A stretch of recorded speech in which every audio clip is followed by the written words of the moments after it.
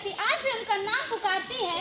हर हवा वीरों की बहादुरी की कहानी सुनाती है, जो हंसते हंसते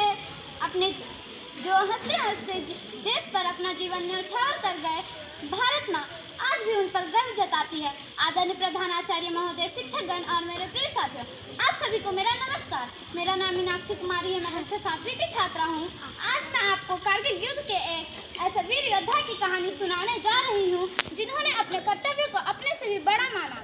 यह कहानी है परमवीर चक्र से सम्मानित कैप्टन पद्मपानी आचार्य की।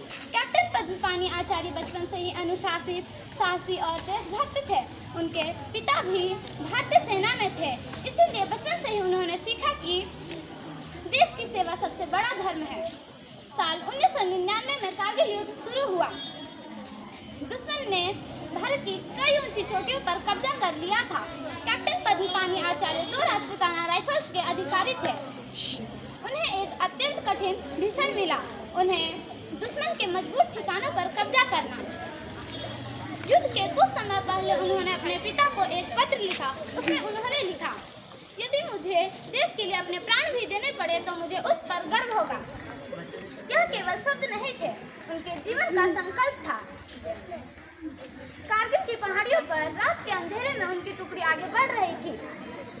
सामने दुश्मन के मशीन गनों से लगातार गोलियां चल रही थी। हर एक कदम पर जान का खतरा था। कैप्टन पद्मपानी आचार्य सबसे आगे चल रहे थे। वे अपने साथियों का हौसला बढ़ाते रहे और एक एक करके दुश्मन के बंकरों पर हमला करते गए। युद्ध के दौरान वे गंभीर रूप से घायल हो गए, फिर भी उन्होंने पीछे हटने से इनकार कर दिया। उन्होंने अपने साथियों को आगे बढ़ने का आदेश दिया और अंतिम क्षण तक लड़ते रहे। उनके अद्भुत साहस और प्रेरित होकर भारतीय सैनिकों ने दुश्मन के ठिकानों पर कब्जा कर लिया। 28 जून 1999 को कैप्टन पद्मपानी आचार्य मातृभूमि की रक्षा करते हुए वीरगति को प्राप्त हो गए। उस समय उनकी पत्नी गर्भवती थी।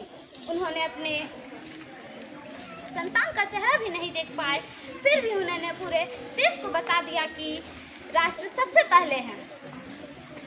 उनके असाधारण वीरता और सर्वोच्च बलिदान के लिए भारत सरकार ने उन्हें मरणोपरांत परमवीर चक्र देश का सर्वोच्च युद्धकालीन वीरता सम्मान प्रदान किया। प्रिय साथियों, कैप्टन पद्मपानी आचार्य हमें सिखाते हैं कि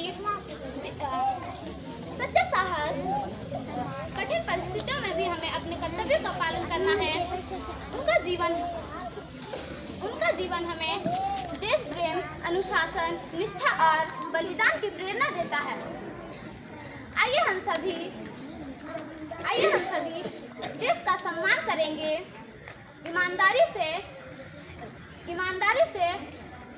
अपने कर्तव्यों का पालन करेंगे और भारत के जिम्मेदार नागरिक बनेंगे। शहीद कभी मरते नहीं, वे हर भारतीय के दिल में अमर रहते हैं। ना झुके थे ना झुकेंगे, वीरों की यही पहचान है। तिरंगे की हर लहर में उनका अमर सम्मान है। जो वतन की राह में हंसकर बलिदान दे गए, उनसे ही भारत की आन बान और शान है। धन्यवाद।